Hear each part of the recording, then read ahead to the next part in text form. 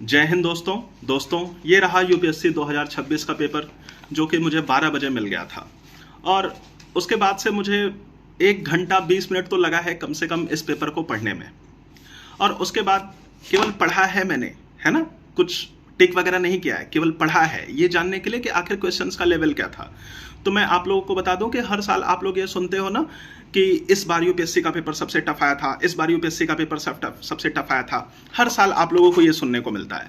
तो भाई इस साल भी आप लोग मेरे से सुन ही लो कि ये पेपर इस साल का सबसे आज तक के इतिहास का सबसे टफ पेपर था। और यूपीएससी ने अपनी परंपरा का पालन किया है जैसा कि हमेशा करता है। लेकिन कुछ महत्वपूर्ण सवाल हैं जो कि मैं आप लोगों के सामने रखना चाहूंगा। आप लोग खुद ही सोच करके देखिए कि आखिर इस तरीके का पेपर बनाने का लाभ क्या है। भाई पेपर ऐसा हो कि गूगल और आर्टिफिशियल इंटेलिजेंस उसका जवाब ना दे पाए, और आप चाहते हैं कि वो जवाब स्टूडेंट जाकर के एग्जाम में दे। जितनी कोचिंग है सारी कोचिंग्स के एजेंडे धरे के धरे रह जाएं, जितना उन्होंने पढ़ाया है, उन टीचर्स ने पढ़ाया है, वो सब धरा का धरा रह जाए।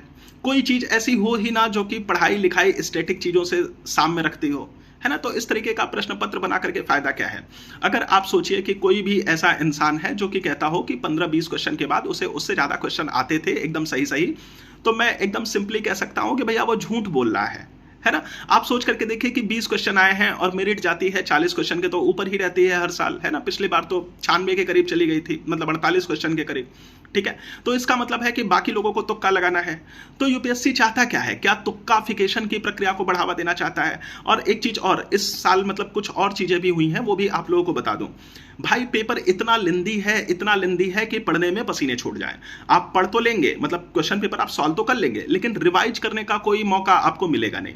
और रिवाइज करने के चक्कर में आप पढ़ेंगे तो आप बाकी का आगे का भी भूल जाएंगे, ठीक है, कि करना क्या है। तो भाई इस तरीके का क्वेश्चन पेपर बना है। इसके बाद आप एक और चीज सोचिए, हिंदी के पेपर तो ऐसे हैं, मतलब हिंदी के जो अनुवाद दिए गए हैं ऐसा अनुवाद किया गया है कि भाई गूगल भी उतना बेकार अनुवाद या उतना घटिया अनुवाद नहीं करता है ना। पता नहीं किस जगह से, मंगल ग्रह से यूपीएससी ये अनुवाद करा करके लाती है, या मंगल ग्रह भी क्या भाई, मिल्की वे गैलेक्सी को छोड़ दो, एंड्रोमेडा गैलेक्सी वगैरह होगी, या आप कह लीजिए कि इस दृश्य ब्रह्मांड की सीमा के परे जो ब्रह्मांड होगा वहां से तो पेपर अनुवाद करके लेकर के आती है। इस तरीके की हिंदी लिखने का क्या मतलब है ना।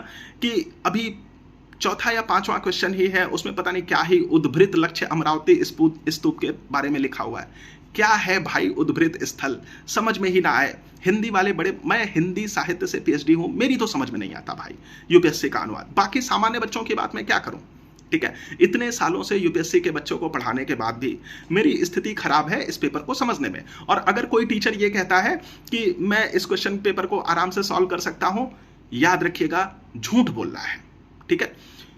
जितने आप लोगों के कोचिंग के टीचर वगैरह हैं, मैं तो अपना तो भाई अपने उसमें रहता हूं कि धरातल पे रहता हूं, तो मैं तो स्वीकार करता हूं कि मुझे नहीं पता, तुक्काफिकेशन के कारण ही मैं इसमें सिलेक्शन पा सकता हूं।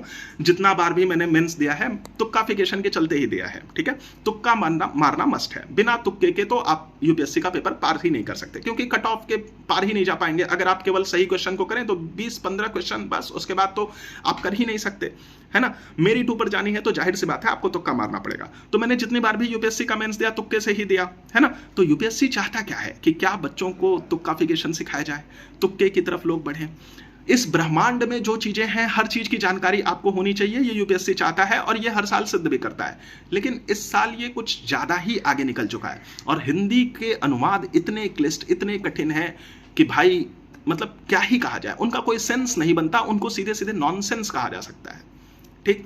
अब देखिए, अब टीचर होने के नाते मुझे इसका आंसर की भी रिलीज करनी पड़ेगी, इसका कट ऑफ वगैरह भी बताना पड़ेगा, है ना। तो वो सब मैं शाम को आप लोगों को बताऊंगा। फिलहाल मेरा पहला ऑनेस्ट रिएक्शन तो यही है कि ये पेपर मतलब कोई सेंस वाला पेपर नहीं, नॉनसेंस पेपर है। इस तरीके का पेपर मतलब बनाया ही नहीं जाना चाहिए, और यूपीएससी इतने सालों से यही कर रहा है।